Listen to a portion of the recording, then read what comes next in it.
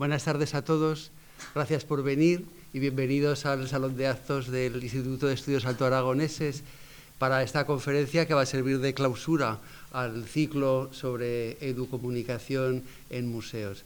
Estaba pensada en realidad para dar comienzo al ciclo, pero bueno, por circunstancias de salud tampoco está mal que sirva como broche de oro una intervención dedicada a un museo alto aragonés, que también hay buenos ejemplos de educación y comunicación, en este caso de comunicación, en el Museo de Jaca, el Museo Diocesano de Jaca. Y nos va a hablar de ello un gran comunicador, Antonio Rodríguez Macías, que aparte de llevar las redes sociales, hace de todo en ese museo. Hacemos de todo, claro.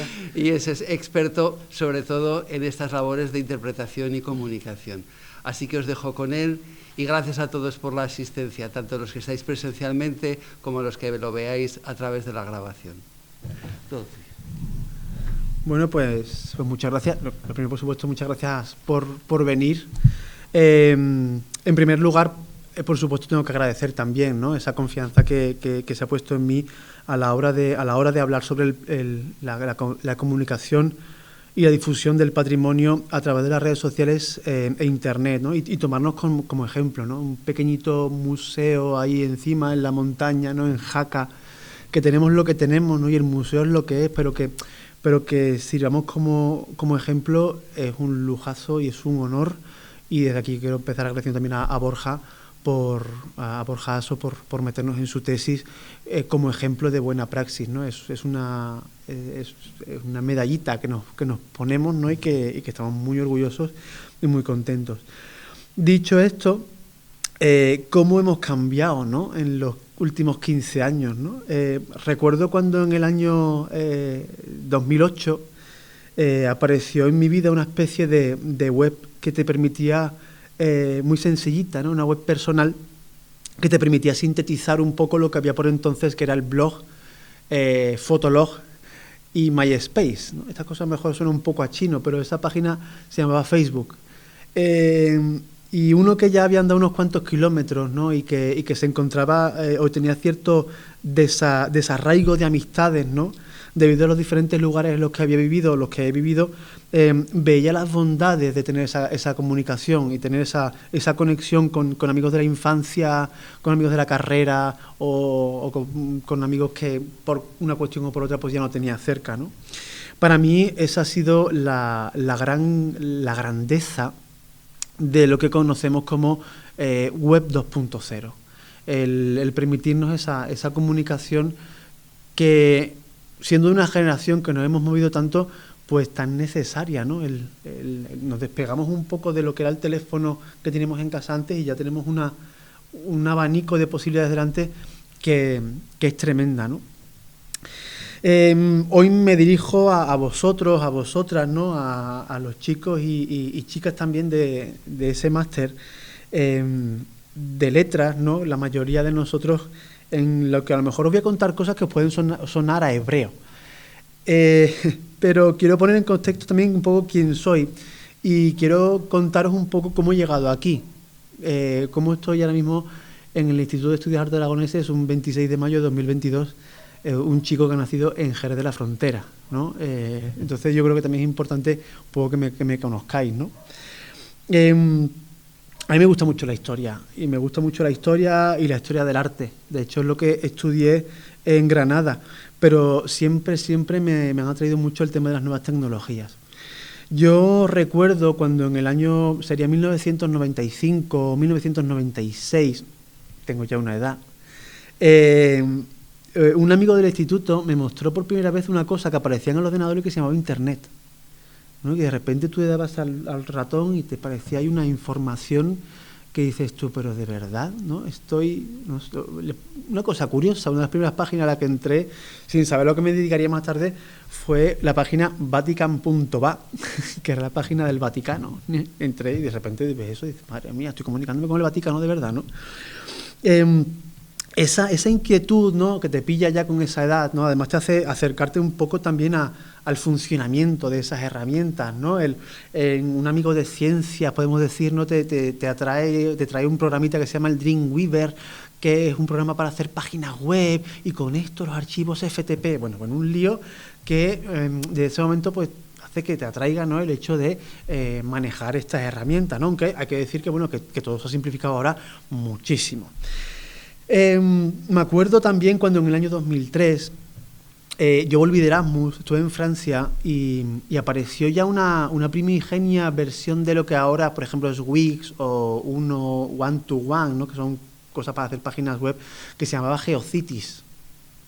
Que con esa GeoCities conseguía hacer un atisbo de página web en el que pusimos las fotos de... No me preguntéis cómo se hace, porque yo creo que ahora no sabía ni hacerlo. Para subir fotos de ese Erasmus, ¿no?, y contar un poco a modo de diario lo que fue aquello, ¿no?, y estuvo realmente bien, ¿no? Y después también un blog que tuve a partir del año 6 de 2007 hasta el año 2013. Bueno, todo esto que sirva a modo de presentación y también un poco para que os deis cuenta que tengo ya un poquito más de años, casi como las montañas del Pirineo, ¿no? Ya empieza uno a tener cierta edad. Quiero agradecer también la oportunidad que nos ofrece esta charla.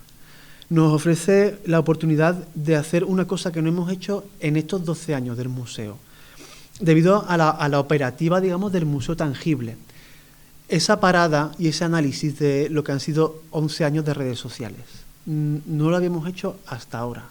No hemos parado en ningún momento a pensar que si nos ha ido bien, si nos ha ido mal, que cuánta estadística tenemos, si no hemos tenido esa opción. Y gracias a esta charla, a la tesis de Borja, nos damos cuenta de que hemos hecho algunas cosas bien y otras no tanto, y lo cual también está bastante bien. Durante la charla yo sé que se van a repetir muchos términos. Voy a repetir términos como comunicación, como contenido, como difusión, pero al fin y al cabo son las bases que deben tener todos los museos de nuestro siglo. Y esos términos son importantes, son muy importantes llevarlos también al mundo virtual, que es una cosa que hasta hace no mucho no existía. Hasta hace no mucho el museo era el museo tangible, era el museo de tocar. Y ahora no, ahora tienes que estar en el museo tangible, tienes que tener también esa idea de ese museo 2.0 que es en el que nos estamos moviendo y de lo que yo os voy a contar, ¿no? Si ya pasamos, ¿no?, me parece muy interesante ya el punto de vista de lo que dice el ICOM sobre el museo, o sobre lo que debe ser un museo. Una institución permanente sin ánimo de lucro al servicio de la sociedad y su desarrollo. Y me resulta muy interesante esa palabra, ¿no?, desarrollo, ya que invita precisamente a progresar con la sociedad, a progresar en todos los sentidos. Eso incluye, por supuestísimo, la manera de comunicarse. Y los museos deben ir acordes a esa nueva comunicación en la que nos encontramos metidos ahora mismo. A partir de este momento, os invito a conocer nuestra historia, no la historia de esa colección románica, sino la historia a través de las vías de comunicación con la que hemos intentado hacer llegar esa colección magnífica que hay en un pequeño pueblo del Pirineo que se llama Jaca al resto del mundo, ¿no?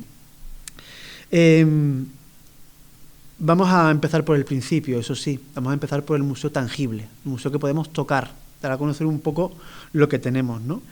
Y para eso me voy a ir a... si va aquí, a lo que va a ser la imagen de marca del museo. Esto suena muy, como se dice ahora, muy cool, ¿no? Es muy moderno, el marketing, todo esto, ¿no? La imagen de marca, de la imagen de marca a la identidad digital, ¿no? Y cómo debíamos movernos a partir del 9 de febrero, o qué debíamos ser a partir del 9 de febrero del año 2010, que es cuando el Museo Diocesano de Jaca reabre sus puertas, después de 7 años cerrado. Una espera que se hizo larga, ¿no? Pero que nos permitió ahora tener un museo mucho más acorde, ¿no?, lo que es un museo del siglo XXI. Cuando en febrero de ese año 2010 reabre el museo, el Cabildo de la Catedral de Jaca ya intuía lo que tenía entre manos, ya intuía que ese lenguaje debía cambiar en ciertos motivos, y para ello empiezan haciendo un movimiento maestro, que es el ubicar a una persona joven, esto también es muy antiguo, aunque sobradamente preparada, como directora del museo. Una mujer laica y joven, que es Belén Luque, que es la directora, pero que ella va a ser quien va a regir el destino de este museo. Y eso lo hace el Cabildo de la Catedral de Jaca, ¿no? Es decir, en cierto modo ya nos damos cuenta de que sabemos lo que hay. Desde el año 1970 los designios del museo lo había llevado el propio Cabildo, lo habían llevado sacerdotes de una manera ejemplar, eso sí, y se sabe perfectamente, ¿no?, con ese movimiento lo que hay en esas 4 pandas del museo, y se decide modernizar, pero al frente de la institución, que queremos que sea una institución moderna, colocan a Belén como una mujer que dirija ese museo, ¿no? Es un primer movimiento muy interesante. Yo llegué unos meses más tarde, yo no llegué desde el minuto 1. Yo llegué, me acuerdo además, diré, pues qué cosas, ¿no? Yo llegué para hacer una visita en francés al museo. Lo que pasa es que ya conocía a Belén de tiempo atrás, ¿no?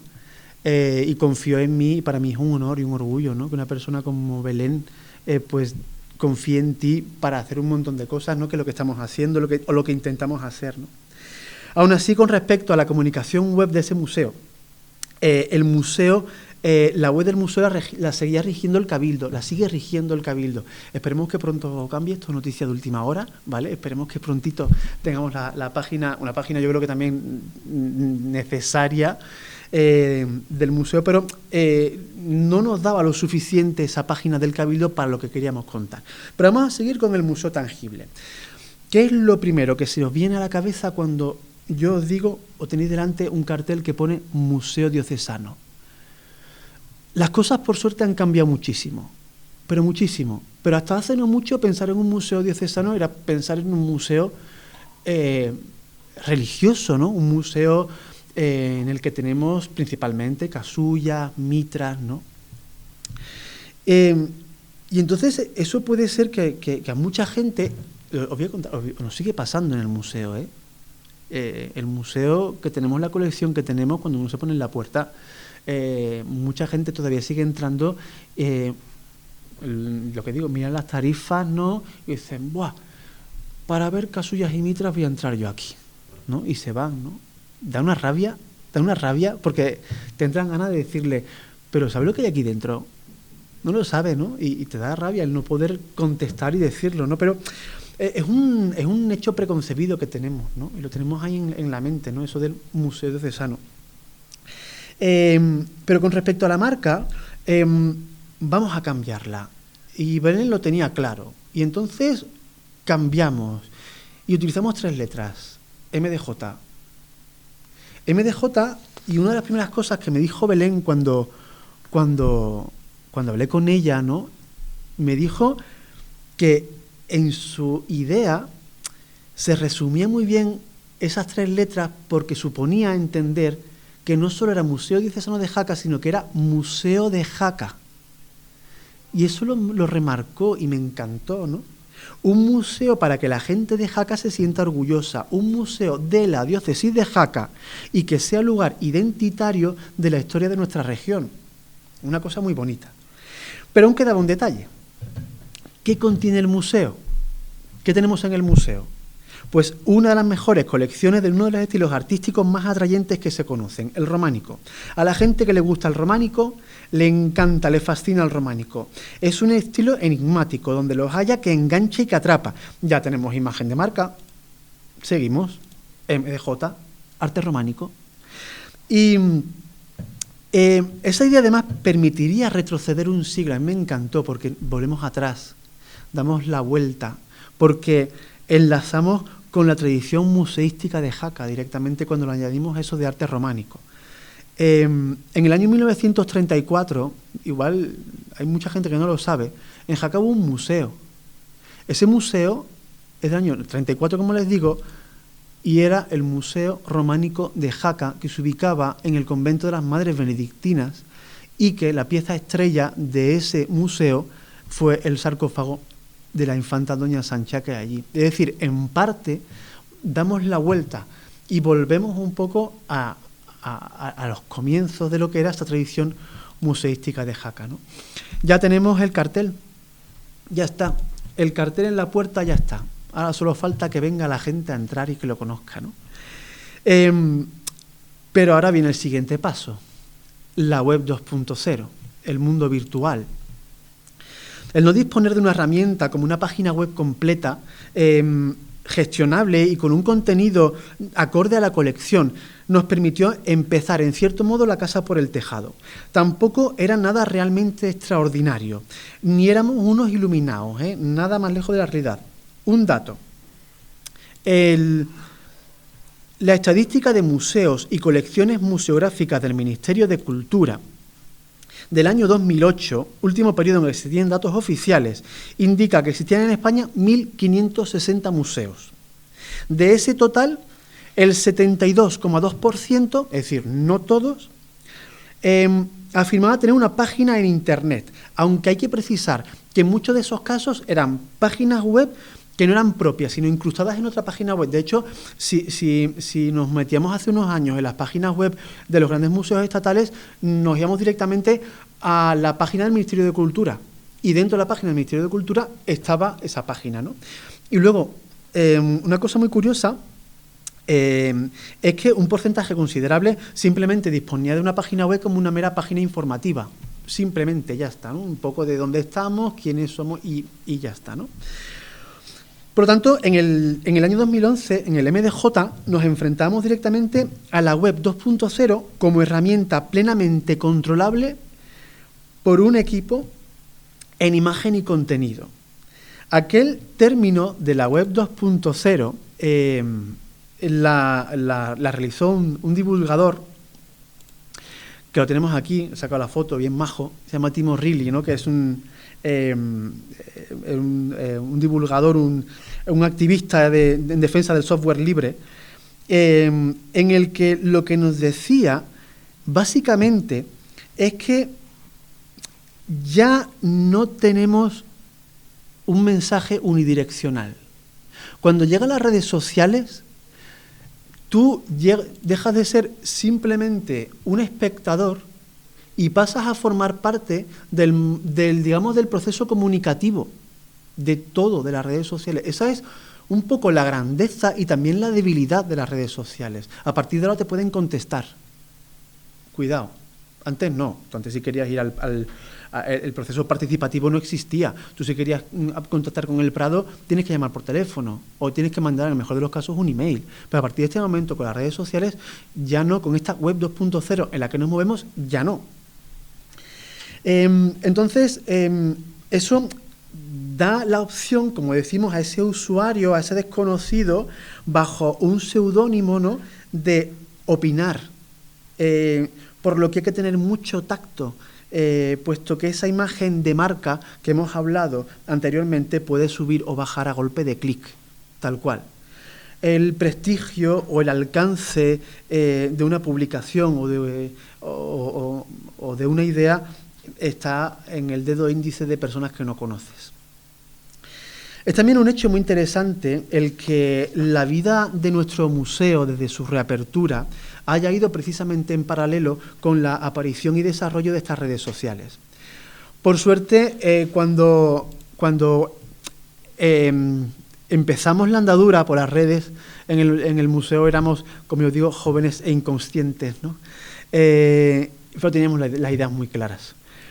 Nuestra identidad digital sería la de un centro de arte con una gran colección en la que era necesario trasladar los valores de un museo moderno y del siglo XXI al 2.0 sin perder en ningún momento lo que somos y de dónde venimos, una institución dentro del Cabildo de la Catedral de Jaca. ¿Os parece difícil? Pues todo es más fácil, tienes un equipo a tu lado que te rodea de la gente adecuada. Así todo se resume prácticamente toda la conferencia que voy a dar, casi que me podría ir, ¿no? Pero el tener un equipo a tu alrededor que te entiende, ¿no?, y con el que tú te entiendes, simplifica todo muchísimo más, ¿no? Os voy a dar unas palabras, ¿no?, de don Miguel Lafuente, ¿no?, que en paz descanse, ¿no?, canónigo penitencial de la Catedral de Jaca, antiguo director del museo, en el que deja escrito una cosa preciosa. El arte que recoge nuestro museo es una catequesis viva que suscita interés de toda sensibilidad. Es interesante, es muy interesante como ya ubicamos la transversalidad del arte a través de las palabras de un canónigo, ¿no? Esa toda sensibilidad, ¿no? Da igual que seas creyente, da igual que no seas creyente, lo que hay en el museo es una auténtica delicia para los sentidos, ¿no? Que hay que conocer, ¿no? Independientemente de, como digo, de las creencias de cada uno. Escuchando hace un tiempo, viendo una conferencia de Javier Pantoja. Javier Pantoja es jefe del servicio web, vamos a empezar por lo alto, es jefe del servicio web y comunicación online del Museo del Prado, ni más ni menos, ¿no? Él hablaba de las complicaciones que teníamos aquellos que trabajamos en la comunicación y en la difusión en los museos, ¿no? Manejamos conceptos intangibles, ¿no? Nuestros compañeros o los compañeros que trabajan en el museo, ¿no? Todos, digamos, que pueden tocar cosas, ¿no? Desde el que enseña, hace una visita guiada, hasta el restaurador, tienen cosas tangibles. El comunicador realmente no. El comunicador no tiene cosas tangibles ni con un fin concreto. Y la comunicación no para y está en continua evolución. Eso es cierto porque los que estamos detrás de un ordenador encargados de difundir, de divulgar y de comunicar, estamos constantemente pensando en lo que viene más adelante, constantemente, ¿no? En qué vendrá mañana y siempre con preguntas, ¿no? Y preguntas que yo creo que son las primeras que hay que hacerse del cómo queremos que nos vean, el cómo nos ven. Y Javier Pantoja, en la charla esa que le vi, me pareció maravilloso una cosa que dijo, que me gustó mucho, ¿no? Dice que él comparaba esas preguntas con la adolescencia, ¿no? Era los 15 añitos, ¿no? 16 añitos maravillosos, ¿no? En el que la adolescencia es un cambio constante y la comunicación es un cambio constante. No paramos de cambiar y en estos 11 años, ¿cuántas preguntas nos hemos hecho sin entrar en una red social o en otra, por ejemplo, ¿no? Si subir esto o lo otro, de qué manera lo subimos, ¿no? Es ese cambio. Comunicar debe poseer también un lenguaje coherente y consistente. Hay que tener claras las pautas de qué se pueden hacer y qué no se puede hacer. Y hacerlo con un lenguaje claro, directo y entendible. Comunicar supone ni más ni menos, y se resume en una frase, comunicar supone hacer atractivo un mensaje. Ya está. Permitidme que os cuente cómo entiendo yo también el comunicar. Voy a contar otra historia del abuelo Cebolleta, si me permitís, si me permiten, pero el cómo entiendo yo comunicar en el museo. Y para ello debemos retroceder unos 15 años. Mi primer trabajo enseñando el patrimonio, yo estudié en la Universidad de Granada y tuve la suerte de que mi primer trabajo fue enseñar la Alhambra de Granada, ¿no? Mis primeras jefas, que montaron una empresa, además con un nombre muy bucólico, Huerto Alegre, me acuerdo cuando me hicieron la entrevista y una cosa que me remarcaron ellas eran un grupo multidisciplinar, digamos, pero la que me hizo la entrevista, yo que estaba al lado, me dijeron que eran psicólogas. Y podemos pensar, pues ya estamos, ¿no?, los que no son historiadores del arte metiéndose en cosas que no deben, ¿no? No, pero eran psicólogas. Y por suerte me cogieron para el trabajo y yo me encargaba de hacer visitas a la Alhambra con críos los fines de semana que duraban 3 horas. 3 horas de visita guiada. 3 horas. Entonces, claro, estas mujeres que eran psicólogas me decían que era importantísimo el contenido. Importantísimo. Claro, sin contenido no tiene sentido el mensaje, pero que igual de importante que el contenido está el cómo tú cuentes, el cómo tú comuniques, el cómo tú difundas ese contenido, ¿no? Tuve mucha suerte porque a partir de ahí yo creo que entendí un poco el cómo yo debía entender ya no solo la hora de difundir en redes sociales, sino por ejemplo a la hora de difundir haciendo una visita guiada. Ya sea en la Alhambra o sea en cualquier sitio, ¿no? Incluso, bueno, lo intento hacer aquí también, nos está llegando, pero bueno, lo estoy intentando también hacer aquí de alguna manera. El cómo hacer 3 horas que no se hagan insufribles, ¿no? 1 hora, 45 minutos, ¿no? Intentar que la gente no sufra, ¿no? Muchas veces yo creo que uno se da cuenta, ¿no? Muchas veces estamos soltando ahí y de repente estamos en una visita guiada, aunque sea al museo, así, tú te crees que estás disfrutando y de repente hay un momento que te paras y dices tú, hoy no estoy inspirado, estoy soltando aquí un rollo tremendo, ¿no? En esos momentos, ya hablaré luego, pero en esos momentos yo creo que hay que parar. Y lo que les decía a las chicas y a los chicos del máster de museos, ¿no? Una cosa que me gustó mucho de ese trabajo que tuve en la Alhambra fue el cartelito que yo tenía aquí colgado que me permitía entrar en los palacios nazaríes o en cualquier rincón de la Alhambra, que hablaba de mi cargo, qué es lo que yo era. Y me pusieron aquí una cosa preciosa, porque no me pusieron aquí guía, me pusieron aquí intérprete de patrimonio. Y me encantó, les dije a los chicos y a las chicas del máster, les decía, me encantó porque no es que no entendamos con que yo tengo que hacer un papel, intérprete como un actor, que en parte también, porque cuando uno hace una visita guiada no es lo mismo hacerla para la Universidad de Zaragoza o para unos catedráticos que hacerla para unos niños de 5 años, en parte te conviertes en un personaje, ¿no? Pero me refiero a interpretar como la carrera de interpretación y traducción, ¿no? de idiomas, ¿no? Interpretamos un idioma, lo trasladamos el idioma de una pieza que a lo mejor nadie ha visto por primera vez, o que una persona ha visto por primera vez en el museo o en las redes sociales. Servimos de interlocutor nosotros y nosotras para hacer llegar ese mensaje, para comunicar. Por eso esa palabra, ese término, eso que tenía yo aquí escrito, se me ha quedado para siempre. Intérprete de patrimonio, ni técnico, ni a lo mejor ni siquiera ni divulgador, sino intérprete, ¿no? Me pareció precioso, ¿no? Yo además, por suerte, es algo que creo que tengo, y digo por suerte porque creo que en el equipo del MDJ lo entendemos como tal, ¿no? No vale comunicar de cualquier manera, hay que saber comunicar. Y lo intentamos, ¿no? Haciendo las visitas o lo que vamos a ver ahora en las redes sociales, ¿no? Aunque en algunos casos imagino que habrá que sintonizar, ¿no? Con la empresa que nos toque. Pero bueno, lo intentamos y ya está, ¿no? Y también les he dicho una cosa que me dijeron en otro trabajo que tuve, me dijeron, no te pagamos por pensar. Ahí es difícil sintonizar. Pero bueno, siempre se pueden demostrar las cosas cuando se hacen bien, ¿no? Y ya está. Con ese aprendizaje, ¿no? Me quedé, ¿no? El intentar que no sea un suplicio, el enseñar el patrimonio. Es una cosa preciosa. Hemos hecho historia del arte. Estudia historia del arte. A pesar de toda esa gente que te dice, pero ¿eso para qué sirve? Es que no te vas a forrar, ¿no? ¿Y qué? Estudio historia del arte porque me gusta.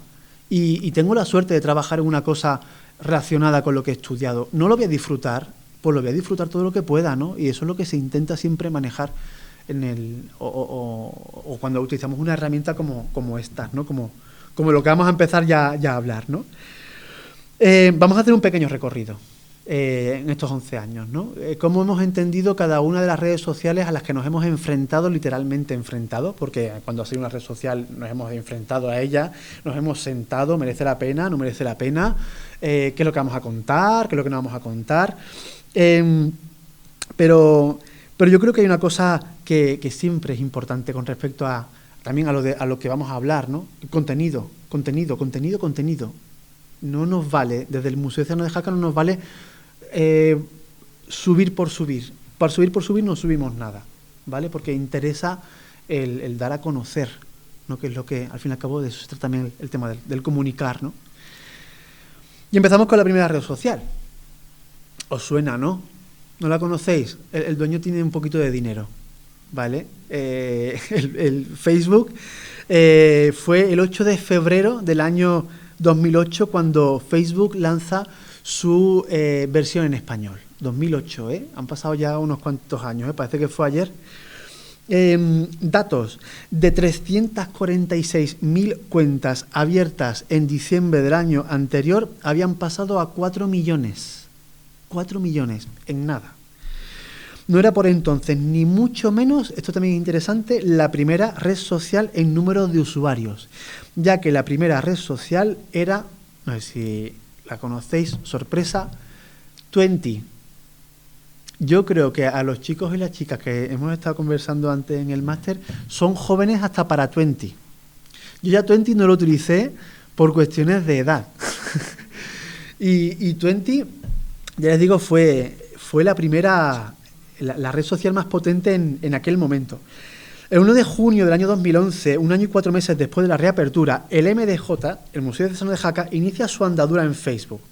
A día de hoy es algo que se da por hecho, el situar tu centro o tu negocio en las redes sociales, pero en aquel momento hacía falta debate para tratar de ver por qué derroteros marcharían esas publicaciones. ¿Qué museos tenían entonces Facebook? En un primer momento la aparición de entes culturales en Facebook era bastante residual, aunque fueron, como no podía ser de otra manera, y os lo podéis imaginar, los primeros fueron los museos de arte contemporáneo, fueron los primeros que se empezaron a meter en el tema del Facebook. En un primer momento fue lo más parecido para nosotros a tener una página web. Entonces ya ahí dijimos, bueno, vamos a empezar a ver cómo funciona esto. Ahí podemos juntar contenido. Fuera de lo que era esa página web de la diócesis, en el que prácticamente solo tenemos como 2 pestañas, ¿no? Una que nos dejan para plantar noticias y actividades y otra que utilizamos para la pieza del mes, que es una sección que tenemos que después les contaré. No teníamos ni siquiera un manual de estilo. A día de hoy el manual de estilo es lo que más se lleva, ¿no? Tú llegas a un sitio y te dicen, en las redes sociales, ¡pum!, te ponen ahí un libraco que tienes que leer para ver cómo funciona. No teníamos, simplemente teníamos esa cosa clara que les he dicho antes, contenido, contenido y contenido. El estar por estar no era negociable, para eso me quedo en mi casa. Y ya no podíamos desaprovechar la oportunidad que nos ofrece esta herramienta con respecto a la difusión. Es una cosa muy curiosa el pensar cómo pensamos entonces que el Facebook democratizaba los museos y las instituciones. Es decir, por primera vez un museo pequeño, situado en una pequeña localidad del Pirineo Oscense, podía manejar exactamente las mismas herramientas que el Museo del Prado o el Thyssen o el Louvre. Inocentes, ¿no? Claro, con el paso de los años se va viendo el potencial de esas herramientas virtuales.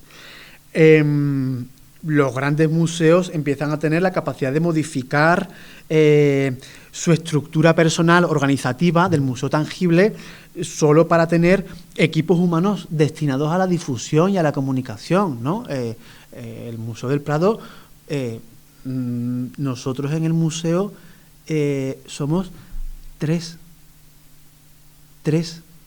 Y diréis, ¿pero 3 para la comunicación en redes sociales?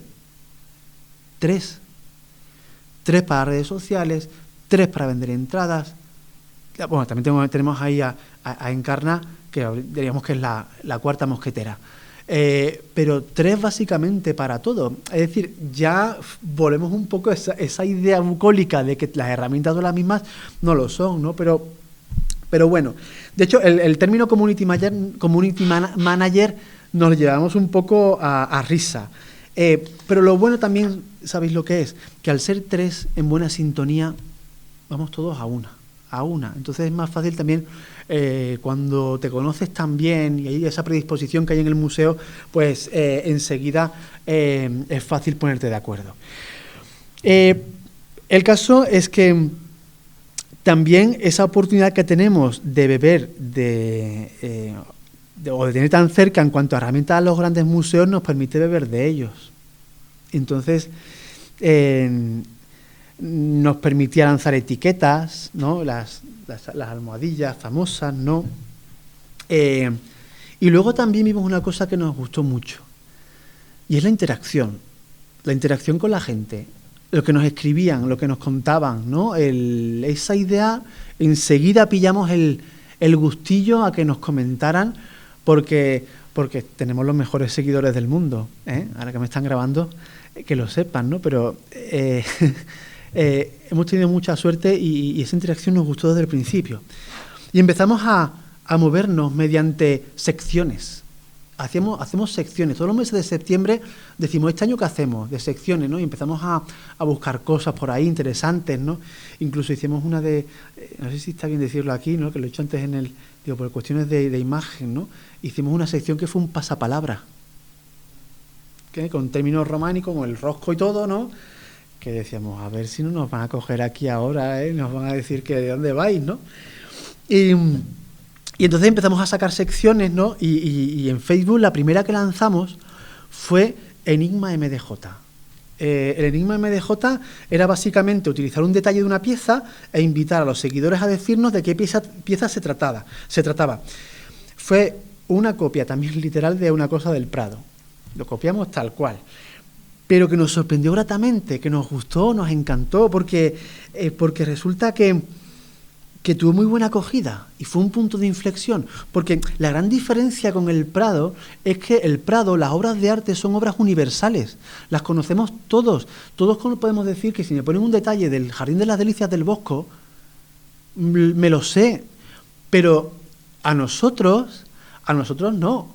Nosotros es una colección que poco a poco se da a conocer, pero en aquel momento, oye, y la gente participaba, y eso fue maravilloso, y los que no lo sabían se lanzaban a la piscina, y da igual que te equivoques, pero esa interacción con la gente que está siguiendo es una cosa que es incluso inexplicable, ¿no? Porque va un poco más allá de la comunicación que yo estoy dando ahora, un tema más de que por dentro te empieza a mover algo, ¿no? Y eso es una cosa realmente, ya os digo, maravillosa, ¿no? Luego también siempre intentamos comentar, esto también creo que es importante que lo digamos, siempre intentamos contestar a los comentarios, siempre lo intentamos, ¿vale? Yo creo que es un punto también de humanizar el ente que es el museo virtual o el museo de Jaca, ¿no? Lo intentamos. Lo que pasa es que hay que entender también que cuando teníamos 200 seguidores la cosa era muy sencilla, pero ahora que la cosa pues va un poquito más allá, lo intentamos, pero no, pero que sepáis lo que nos estáis aquí, los que nos leéis o que nos seguís, que os leemos y que lo intentamos contestar en la medida que podemos, ¿no? Esa idea también, ese punto de humanizar lo virtual también nos gusta mucho. Bueno, a partir de ese momento, año a año, ¿no? Empezamos a hacer secciones, ¿no? Y podemos ubicar dos tipos de secciones que tenemos en el museo. Una sección más unidireccional, en el que damos un tipo de información sin esperar la participación del espectador, del seguidor, en este caso, como pueden ser pinceladas de arte, la fototeca MDJ, el al detalle, el sabías qué, ¿no? Aunque siempre hay gente que participa, y lo bueno que participan en esta sección unidireccional es que complementan lo que contamos, que también está el punto maravilloso, ¿no? del complemento a eso, ¿no? que estamos contando. Y luego está el tema bidireccional, ¿no? Hay secciones que hacemos directamente para buscar al espectador, a la participación, porque también así pues despertamos un poco a esos seguidores que no se nos queden dormidos, ¿no? Dentro de esta sección más bidireccional, permitidme también resaltar una idea o una sección que traspasó la idea de docomunicación que estamos hablando. Y que las redes sociales, en mi experiencia, ¿no? y en mi opinión, tuvieron un sentido que hasta entonces no habíamos experimentado. Y eso fue en 2014 el apadrinarte, un crowdfunding, ¿no? En términos inglés, ¿no? Que básicamente lo que buscábamos era financiación para restaurar una virgen románica.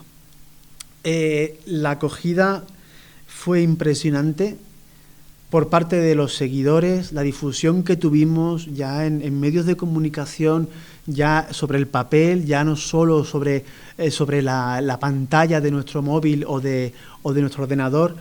Llegó a buen puerto, nos permitió además que otras cuentas participaran también de esa difusión, ¿no? Y fue una experiencia maravillosa que acabó con la restauración de la Virgen de las Tiesas Bajas en el año 2014. Bueno, en 2015 fue cuando se presentó, ¿no? Una cosa que nos ha llamado también la atención con respecto a Facebook, ¿no? es las analíticas, que hemos hecho analíticas para ver cómo están funcionando. Y podemos tener el conocimiento o la idea ahora mismo concebida de que Facebook se está quedando, hablando de prisa y mal, viejuno. Lo podemos pensar.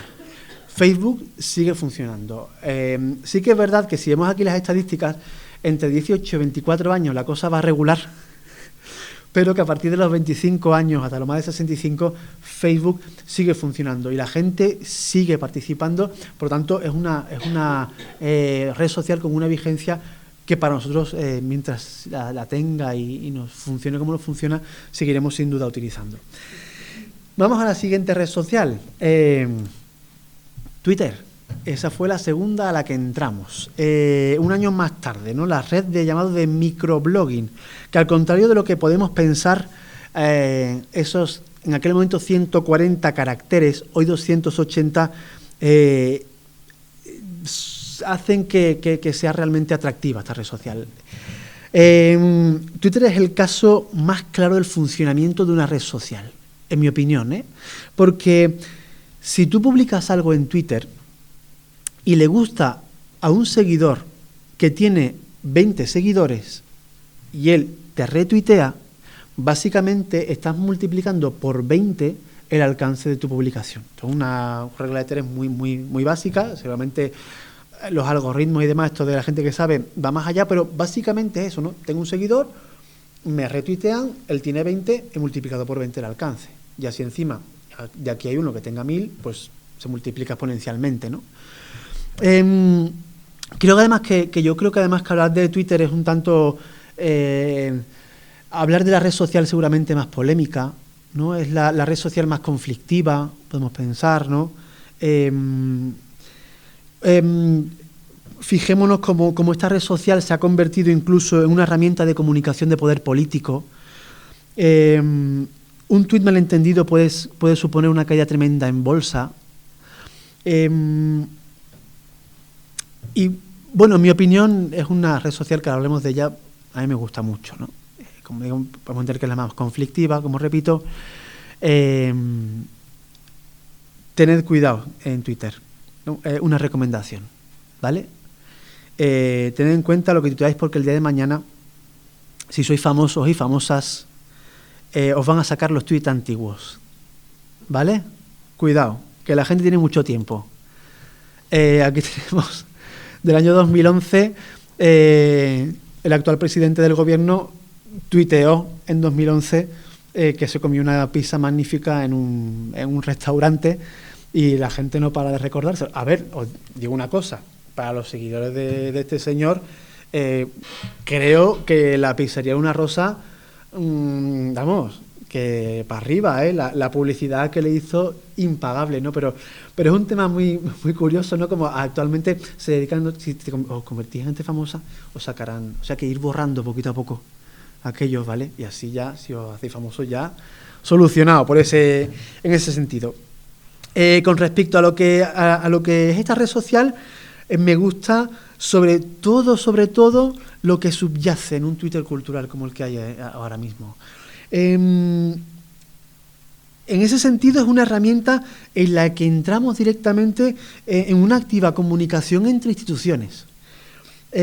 Por ejemplo, pero también es importante que el círculo que tú te crees en esa red social va a hacer que tu timeline, que lo que tú leas, sea agradable o sea acorde a tus intereses, ¿no? Aquí hay una herramienta que te permite hacer un círculo, ¿no? de lo que son tus seguidores con los que más interactúas en Twitter, y si nos damos cuenta, ahí tenemos pues un Twitter muy cultural, ¿no? Tenemos a divulgadores, ¿no? Como Prado Vilar, otros museos, tenemos a Javier Sierra también, ¿no?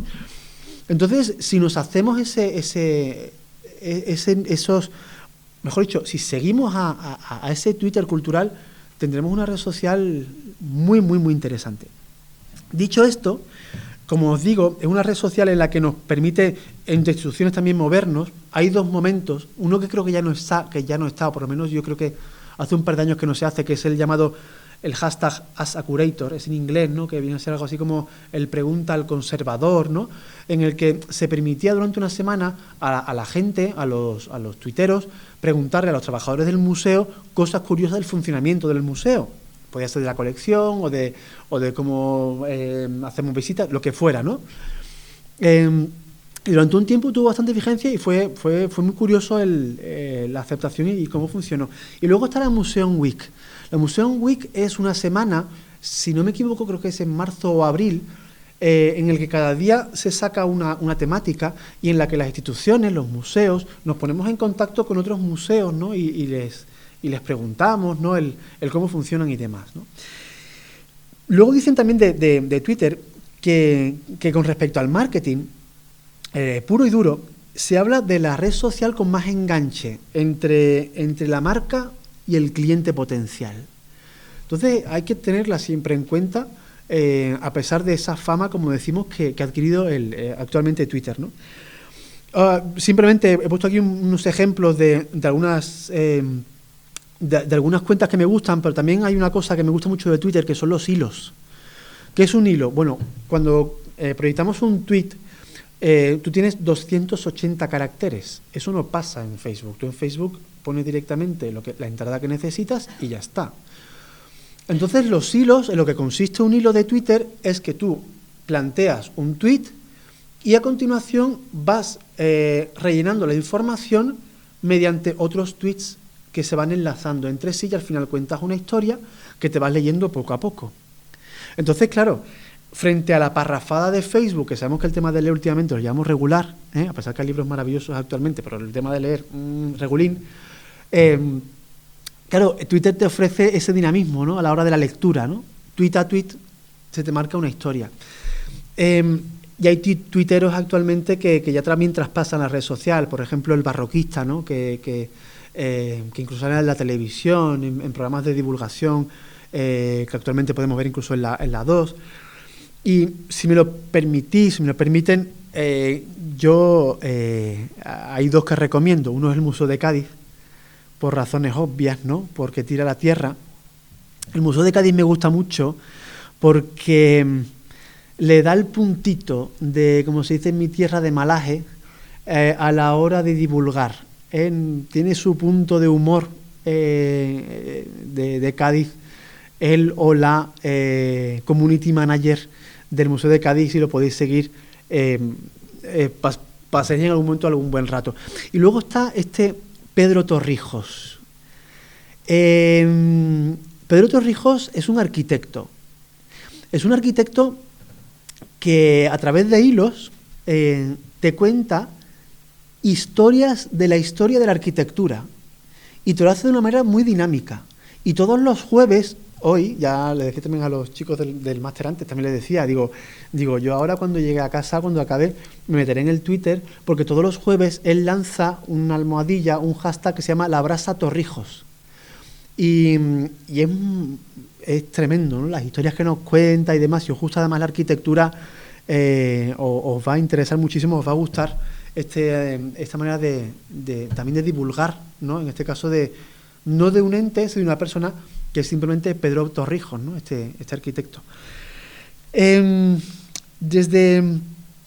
Si el crowdfunding fue el punto diferencial, en mi opinión, con lo que nos pasó en Facebook, con respecto a Twitter, hubo un punto muy interesante también que traspasó esas fronteras, ¿no? del Twitter y de lo que son las pandas del claustro de la Catedral de Jaca, que fue en 2018 un hashtag que lanzamos que lo llamamos SOS del arte. A mí es que, claro, en el Museo de Jaca, ¿qué tenemos? Bueno, tenemos una colección de arte románico impresionante, ¿no? Pero yo siempre me ha gustado un poquito más, ¿no? Y entonces, todos los días pasando por esa sala capitular que tenemos, ¿no? Y hay un retablo allí con una piedad que siempre que la he visto, siempre que la he admirado, decía, pero qué bien hecha está. Que es que, desde luego, yo creo que el autor de esta obra no era un autor cualquiera. ¿Y saben qué ocurre? Que desconocemos quién ha hecho esa pintura. No tenemos ningún tipo de información, no tenemos ningún tipo de firma en esa obra. Y entonces dije yo, además pongo esto de, ojo, esto no es un simulacro porque lo decía completamente en serio, que nos ayudarán, que ese Twitter cultural, que se podía mover, a ver qué pasaba, ¿no? No llegamos en este caso a buen puerto. Sí que se establecieron ciertas cosas interesantes, ¿no? Una aproximación incluso a cierto estilo como del Greco, un punto manierista, ya no renacentista, ¿no? Sin llegar al barroco, pero la interacción en SOS de arte también fue muy buena. Un datito que os voy a dar, un pequeño dato. ¿Saben cuántos visitantes reales tangibles que podemos tocar, que pasan por la taquilla, tenemos en el Museo Diocesano de Jaca durante un año? Aproximadamente unos 30.000 visitantes. No sé si eran muchos o poco, pero ¿sabéis cuántas veces se interactuó con ese SOS del arte? 24.000. 24.000. Es decir, el alcance es tremendo. Tenemos en cuenta esas estadísticas, ¿no?, digamos, tangibles del museo, ¿no? Seguimos estando muy activos en Twitter durante todo el año y disponemos de una activa red de seguidores que haya sobrepasado hace unos mesecitos los 4.000, que no está nada mal, ¿no? Y pasamos a la otra red social en la que nos encontramos, Instagram. Es la última red social en la que nos metimos, ¿no? El debate con respecto a esta red de entrar o no entrar, yo creo que fue el debate más meditado. No sé si a lo mejor porque nos cogía ya un poco más mayores y no sé, pero el caso es que teníamos una idea un tanto vaga en un principio de Instagram, ¿no? Lo único que veíamos de Instagram, eran esas imágenes en la televisión, ¿no?, de los famosos colgando sus fotitos y poco más, ¿no? Entonces nos quedaba un poco una imagen vaga, una imagen de qué podemos ofrecer, ¿no?, en cuanto a la divulgación, en cuanto a la difusión en esa red social. Al final ese debate se solventó con que desde luego también había que estar, ¿no? Una cosa que quiero decir con respecto a la divulgación en las redes sociales. Cada herramienta, y entendiendo por herramienta cada red social, tiene sus propias características. Entonces, lo que nos gusta es tirar de cada una de esas características en cada una de esas herramientas. Hay veces en las que, por ejemplo, en Twitter, un tuitero o un ente o una institución se planta en ese timeline, se planta he hecho una publicación en Instagram, ¿no? Y te aparece solo y un enlace para que tú vayas a Instagram. En mi opinión no tiene sentido. No tiene sentido porque Twitter no funciona igual que Instagram y a lo mejor tú, esa persona a la que va a pinchar sobre Instagram, a lo mejor no ha querido tener cuenta en Instagram. ¿Me explico? Que estamos ahora con el tema de los datos y de las ventas de datos y demás, y a lo mejor esa persona ha decidido individualmente no entrar en Instagram, y yo, en cierto modo, lo que le estoy es obligando a entrar en Instagram. Por eso lo que hacemos en el museo, desde este punto de la educomunicación y la difusión, es entender cada herramienta como una herramienta completamente diferente, con sus pros y sus contras que intentamos ver, ¿no? Entonces, por ejemplo, también el hecho de entrar en Instagram nos suponía también un trabajo extra, porque igual no lo sabéis, pero Instagram tiene también su puntito no negativo, sino su propia facultad, y es que esa facultad es un número, 2.200. 2.200 son los caracteres que tú tienes para escribir en Instagram, y eso mucha gente no lo sabe. Es decir, nos pensamos que, además ahora que Facebook e Instagram es la misma empresa, no podemos pensar, bueno, pues yo hago una entrada en Facebook y la traslado directamente, automáticamente a Instagram, ¿no? Recorto la imagen, porque sí que es verdad que la imagen de Instagram debe ser normalmente cuadrada, pero no. Entonces ya tienes que modificar también el lenguaje, debes modificar el discurso a la hora de hacer esa entrada en Instagram, ¿no? Entonces también contaba yo un poco el cómo trabajamos, ¿no? Hago una entrada en Facebook, después esa entrada la traduzco y hago el hilo en Twitter, y después ahora también esta que tengo en Facebook, lo que voy a hacer es un proceso un poco farragoso, pero bueno, que nos sirve un poco para estar, y yo creo que para lanzar el mensaje de manera diferente en cada una de esas redes sociales, ¿no? Imagino que esa cuestión puede hacer que en algún momento le metamos la pata. Si metemos la pata desde aquí, perdón, ¿vale? Pero es que también intentamos que eso no ocurra, pero oye, hay veces que no lo podemos evitar. ¿Qué más redes sociales tenemos? Pues tenemos también YouTube, TripAdvisor, Google, no, tenemos un poco de todo, ¿eh? El menú que tenemos aquí en las redes sociales del museo, nos falta solo la página web. TripAdvisor y Google básicamente son redes sociales, sí son desde el punto de vista unidireccional, pero son directamente desde, digamos, el receptor. Digamos que el que está en casa es el que te cuenta cosas, que si me ha gustado la comida, que si me ha gustado la colección, que el museo, el sitio olía mal, ¿no? Entonces TripAdvisor y Google funciona así. Y luego YouTube, el tema que tiene YouTube es... sí que tenemos, pero lo utilizamos antes como una especie de cuenta complementaria para las publicaciones de Facebook. Para mí YouTube es la herramienta o la red social que sí que provoca la auténtica diferencia entre un museo pequeño y un museo grande, por lo menos en estos últimos años. Me explico. Cuando tú ves los vídeos del Prado en YouTube, o del Thyssen o del Louvre, son como superproducciones, ¿no? Claro, ahí el equipo, tanto humano como el equipo técnico que tienen, hace que esas publicaciones sean muy interesantes, porque visualmente lo son, ¿no? Ahí, claro, es algo que no podemos competir, aunque sí que es verdad que quiere decir que en el año 2022 los móviles actualmente han cambiado muchísimo, que tú, por ejemplo, puedes grabar a 4K en la palma de tu mano. Entonces, un poco a lo mejor por ahí, en un futuro intentaremos darle más.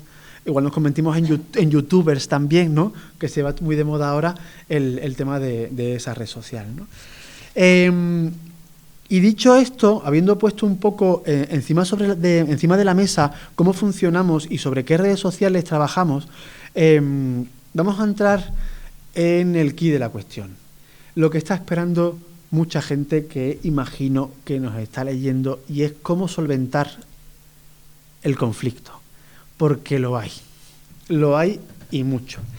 La aparición de las redes sociales, casi sin quererlo, han provocado la aparición de unos personajes, ¿no?, que en muchas ocasiones, y tras la máscara que da anonimato de una pantalla, han precipitado lanzar mensajes, lanzar soflamas que pueden ser bastante dañinos para cualquier empresa o institución. Hemos normalizado y hemos estandarizado el término troll o el término ofendidito, lo hemos estandarizado, ya está ahí, ya convive con nosotros. Desde nuestro punto de vista hemos tenido que ser bastante cuidadosos con el mensaje que podemos lanzar a través de esas pantallas, por supuesto. Creo que lo hemos conseguido en gran manera, lanzar un mensaje inocuo en el que nuestra idea sea ni más ni menos que la de dar a conocer una de las mejores colecciones de arte medieval que hay en el mundo. Eso no lo digo yo, que pueden pensar que yo estoy aquí para vender la moto, pues sí, también, pero que ya salió en 2011 en el periódico Le Monde, tal cual, ¿no? Una de las mejores colecciones de arte sacro medieval que hay en el mundo, dijeron, ¿no? Y yo creo que ese mensaje lo hemos conseguido enviar, ¿no? Y el arte es universal, eso no entiende de dogmas, eso no entiende de colores políticos, y eso no entiende nada más de lo que es el arte en sí, ¿no? Es universal, es transversal. Eso no quita que en algún momento dado hayamos tenido conatos de conflicto, ¿no? Y empezamos. Conflicto número 1, solo he puesto 3, no nos asuste, además ya nos queda poquito para terminar la charla, no me voy a alargar mucho más, pero he colocado 3 casos. Caso número 1. la firma de Pedro I de Aragón en el año 2012. Muchos, no sé si sabéis que el rey que conquista Huesca, Pedro I, para el cristianismo firmaba en caracteres árabes. Algo fascinante en el momento en el que lo descubrimos, y eso nos permitió que en el año 2012, si no me equivoco, el 19 de diciembre del año 2012, se celebraba por la UNESCO el Día Internacional de la Lengua Árabe. Y dijimos, bueno, precioso, unión de culturas, sincretismo, todo muy bonito, pero claro, hay gente a la que eso no le parece bien. Y entonces empezaron a lanzar, a poner cosas que a lo mejor no era el lugar ni el momento, eso pensamos nosotros y se colocaron ahí, ¿no? ¿Cómo solventamos ese conflicto? Ese conflicto, hablamos del año 2012, lo solventamos simplemente con una advertencia. Simplemente un texto invitando a dos interlocutores que se habían un poco enzarzado en nuestra publicación, pues invitarles a que nuestra cuenta no tenía más interés que ese, ¿no? Que la divulgación y poco más, ¿no? Debo indicar una cosa. Debemos entender que el nivel de crispación del año 2012 no es el del de hoy. Entonces, tal vez esa mera advertencia a lo mejor habría provocado que se hubiese seguido encendiendo. Entonces, en ese momento se paró ahí el asunto simplemente con esa mera advertencia y poco más, ¿no? Caso número 2. Dime quién te visita y te diré quién eres. Eso ocurre cuando vienen personajes al museo y nos hacemos fotos, ¿no? Y entonces, depende de quién aparezca en esa foto, parece ser que la persona que está detrás de las redes sociales le parece bien o mal, o le parece mejor o peor tu colección, o le parece que el nivel intelectual de tu museo es mejor o peor. Bueno, aquí tengo dos casos, ¿no? El primero es cuando José Luis San Pedro, ¿no? Humanista y escritor, estuvo en el museo, nos hicimos la foto, la subimos y un año más tarde fallece, y entonces pues todo el mundo hablaba de, bueno, pues que descanse en paz y demás, y no hubo más problemas, y todos eran alabanzas al personaje que sin duda se lo merecía. Pero ¿qué ocurre cuando te viene un personaje o un periodista como Jaime Peñafiel?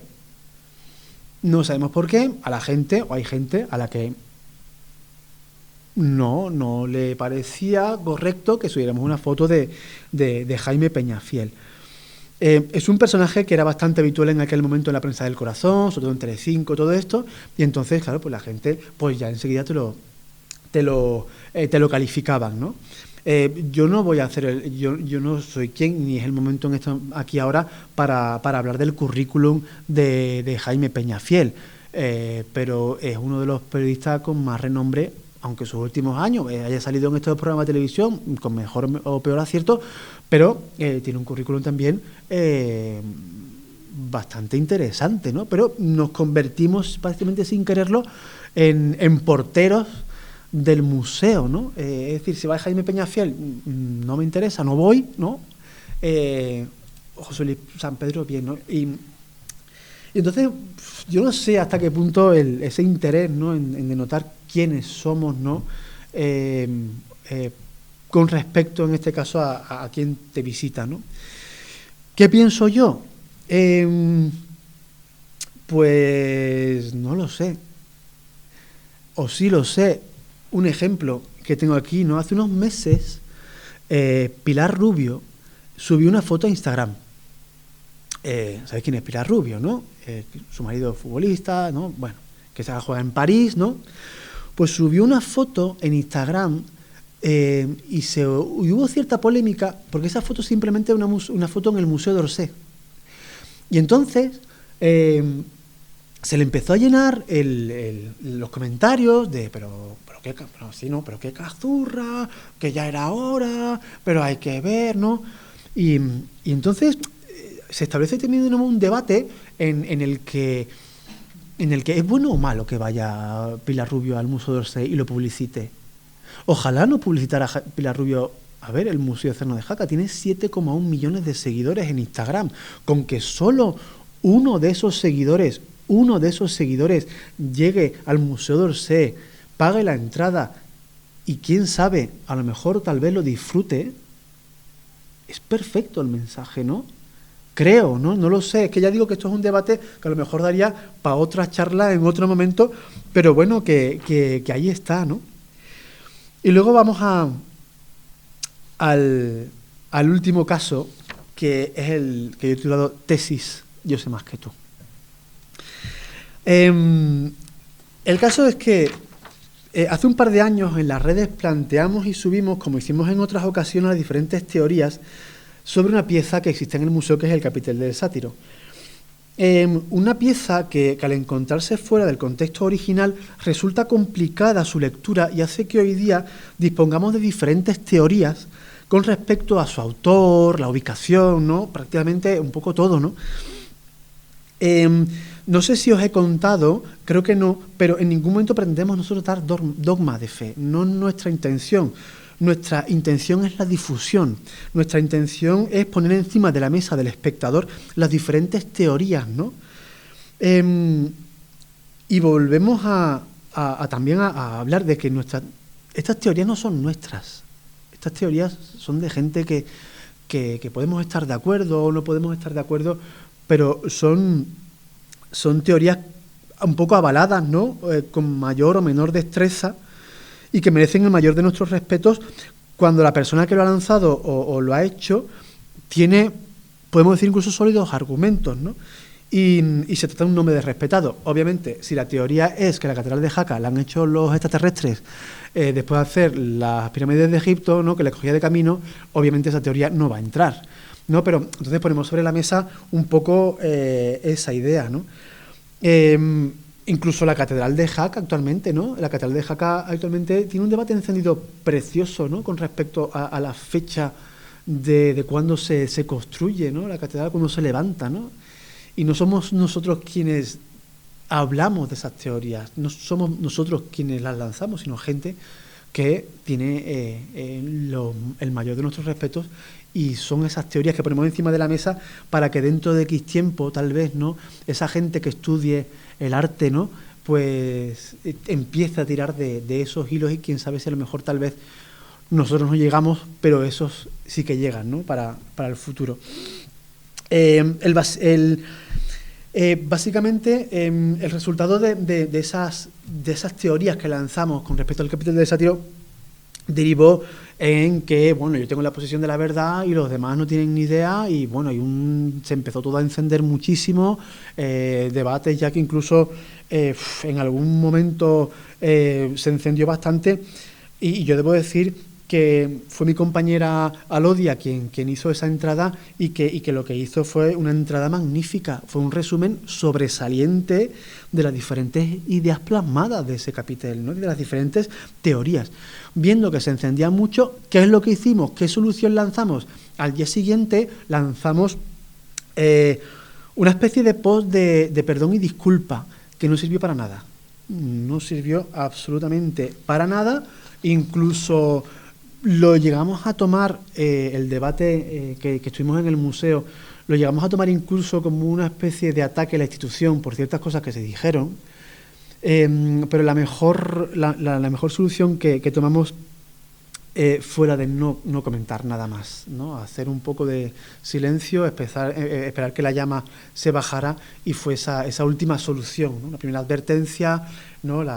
Que fue la primera, la segunda tampoco entramos al trapo, simplemente nuestro museo es libre de que venga quien quiera, y luego esta de intentar que se apaciguaran los ánimos de una manera automática, ¿no? Dicho todo esto, que me queda poco tiempo, pero ya ven que tengo carrete, te quiero hablar de más cosas. Una cosa, ¿han visto de lo que trabajamos? ¿Han visto las publicaciones? Las publicaciones como son, leemos, releemos, ¿no? romanicoaragones.com, a ver qué nos cuenta, a ver qué podemos lanzar por aquí, contar por allá, a ver, unas publicaciones tremendamente trabajadas. Pero debo decir una cosa, a todos nos gusta el like, a todos nos gustan que nos den al me gusta, a todos. Y de repente voy a hablar de una cosa que titulo el efecto nieve, el placer del like. El efecto nieve, puede parecer algo muy poético, no, es el efecto nieve literal. Nos trabajamos muchísimo una publicación, hemos leído, hemos hecho unas imágenes preciosas, nos hemos currado a lo mejor un vídeo, 30 me gusta, 2 comentarios. ¿Qué es el efecto nieve? El efecto nieve ocurría cuando en el claustro de la Catedral de Jaca nevaba. Ese es el efecto nieve. 207 me gustas, 433 veces compartidas, y decíamos, ¿pero será posible? Una mera publicación en la que ponemos que en Jaca ha nevado, que otra me está diciendo que está nevando, que ha nevado en Tánger, pues algo extraordinario, ¿no? Pero que ha nevado en Jaca y el claustro ha nevado, y eso se dispara. Ya de hecho cuando nieva ya lo decimos directamente, venga Antonio, foto para el efecto nieve, y es verdad, funciona, es tremendo, ¿no? El efecto nieve también se puede traducir en el efecto Casa Real, también, ¿no? Nos pasó, llegó por sorpresa en 2017 la familia real al museo, nos hicimos ahí una fotito y ya está. La publicación de la Casa Real creo que llegó en menos de una semana a 15.000 interacciones, una cosa, una auténtica barbaridad, ¿no? Fue algo tremendo, pero bueno, fueron cosas curiosas que os cuento, ¿no? Que muchas veces ese trabajo no se ve a lo mejor reflejado en el número de participación, y que luego tiene estas cosas que son cosas de que somos imprevisibles totalmente, ¿no? Que por muchos algoritmos que haya, por muchos cursos de community manager que hagamos, hay cosas que se nos pierden, como por ejemplo, ya les digo, simplemente ubicar un claustro nevado, que eso gusta muchísimo, ya lo vemos, ¿no? Y prácticamente ya va a ser lo último que les quiero contar, que nos lleva al año 2020. ¿Qué voy a contar, no? El 15 de marzo del año 2020, el Museo Tangible cierra sus puertas. Y todo lo que acabo de contar yo ahora adquiere todo el significado. El museo virtual adquiere la categoría de protagonista. Nos tenemos que ir a casa. Y me acuerdo perfectamente que una cosa que dijo Belén es que había que mantener el museo vivo. Y mantener el museo vivo suponía el mantener esas redes sociales del museo activas, funcionando.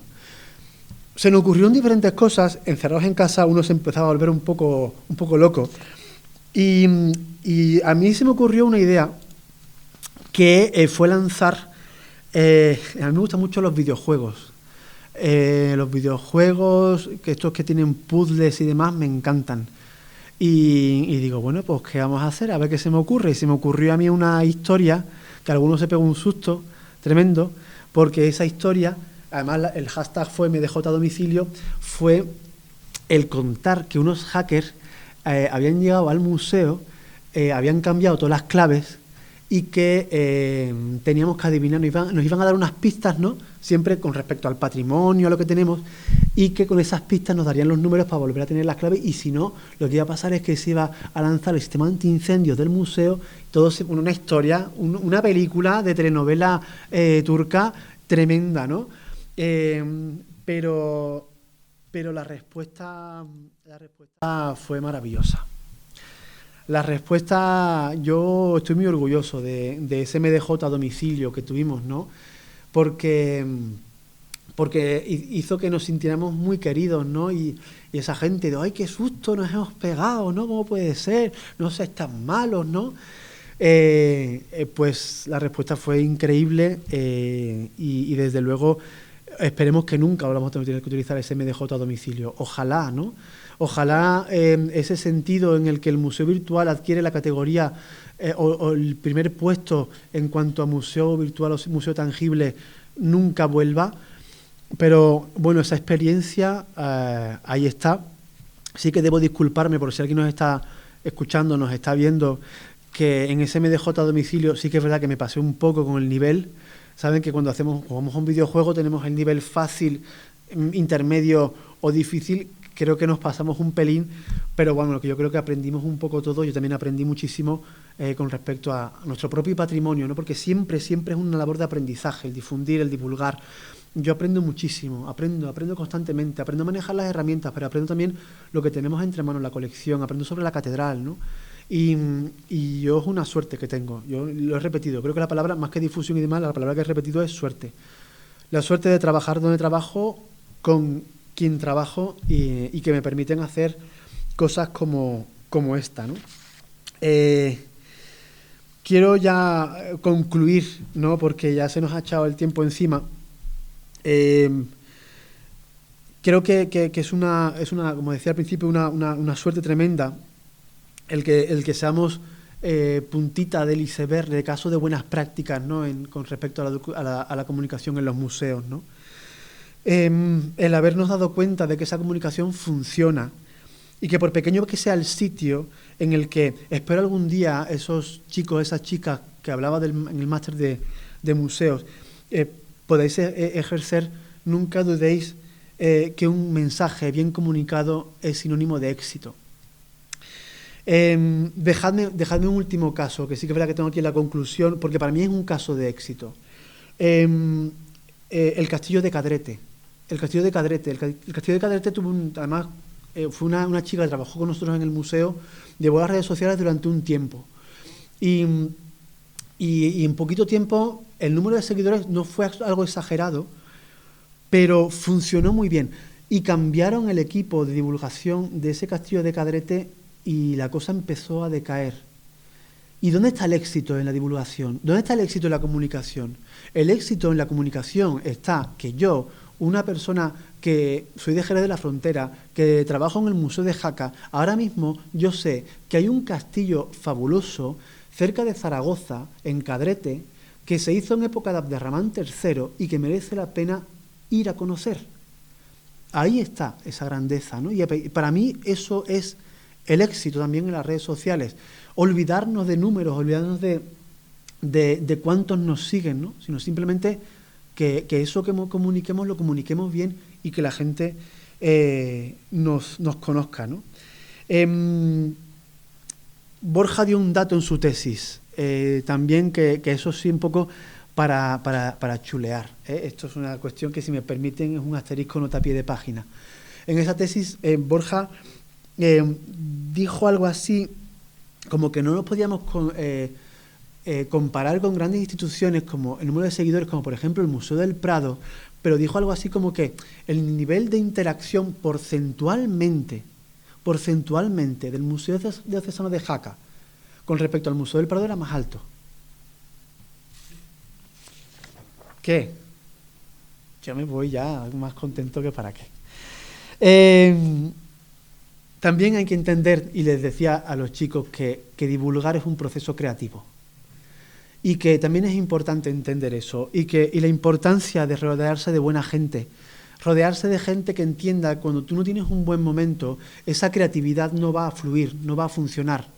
Por lo tanto, necesitas a alguien que te apoye. Yo he tenido suerte en el museo. Yo quiero agradecer a mis compañeras, a las que han estado antes, a Belén Bistué, que fue la primera, la que lanzó la semillita, la que empezó a decir cómo debemos funcionar en el museo. Por supuesto a Belén Luque, que siempre tiene el sí en la boca.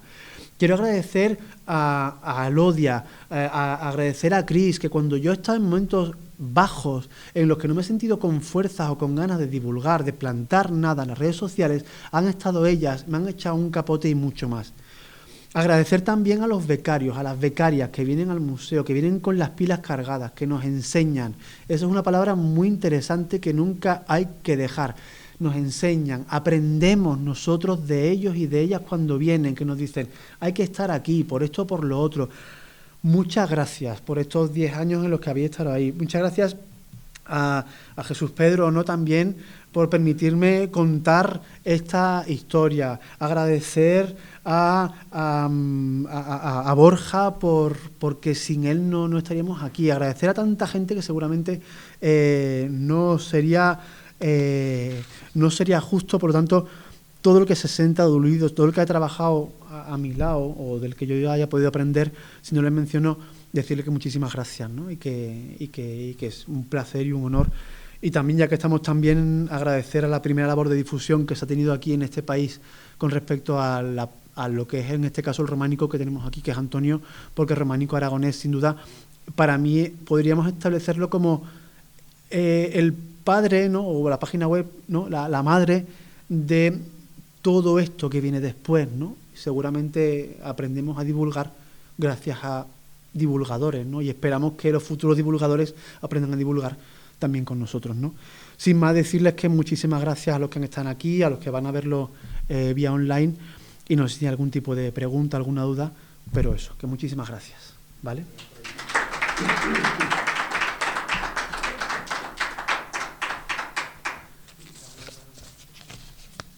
¿No? Yo sí que tengo... Bueno, porque si no hasta parece maleducado dejarte salir así. Ayudando con lo que era uno de los argumentos finales, ¿no? La utilidad, incluso la finalidad que tienen las redes sociales para atraer gente al museo. Se hacen estadísticas, se comprueba, cuando llegan las personas, a los visitantes al museo, se les pregunta, se les rellena una estadística, ¿cómo ha descubierto el museo y cuántos de ellos a través de las redes sociales y viceversa? Cuando se les da la entrada, cuando se les da un folleto, en el folleto de la entrada y síganos en... Ahí funciona muy bien, con respecto a eso segundo, funciona muy bien lo que son esas redes sociales unidireccionales desde el punto de vista del espectador, ese Google, ese TripAdvisor, en el que la gente comenta una vez que ha estado en el museo y dice, pues es un museo que no hay que perderse, una visita guiada fabulosa, ¿no? Ahí sí que se puede un poco contabilizar porque te lo cuentan ellos. Cosa curiosa, sí que les puedo contar que en algún momento sí que nos ha llegado gente que nos ha dicho, sigo en Twitter, eso sí que nos llega. Contabilizarlo como tal, no nos da, no hemos tenido esa opción. Sería un detalle muy interesante, desde luego, ¿no? Pero bueno, ahí está. Yo quiero pensar que sí. Yo quiero pensar que sí. Yo quiero pensar que hay mucha gente que entiende, pero no solo un poco con las redes sociales. Yo, por ejemplo, una forma muy interesante que tiene, por ejemplo, transmitir Belén Luque, la directora, cuando sale en la pantalla, que sale muchas veces en televisión, que le hacen entrevistas y demás, es un activo presente del museo. Es decir, se da una imagen dinámica en redes sociales o cuando salimos en la pantalla de la televisión, ¿no? Entonces yo creo que habrá gente que a lo mejor la información que tiene antes de venir a Jaca del museo es la que tiene en Facebook con respecto al coste, a lo mejor, o con respecto a lo que hay dentro, los horarios de visitas, ¿no? A lo mejor nos siguen por ahí y a lo mejor algunos se ha animado a entrar, ¿no? Quiero pensar, en positivo, por supuesto.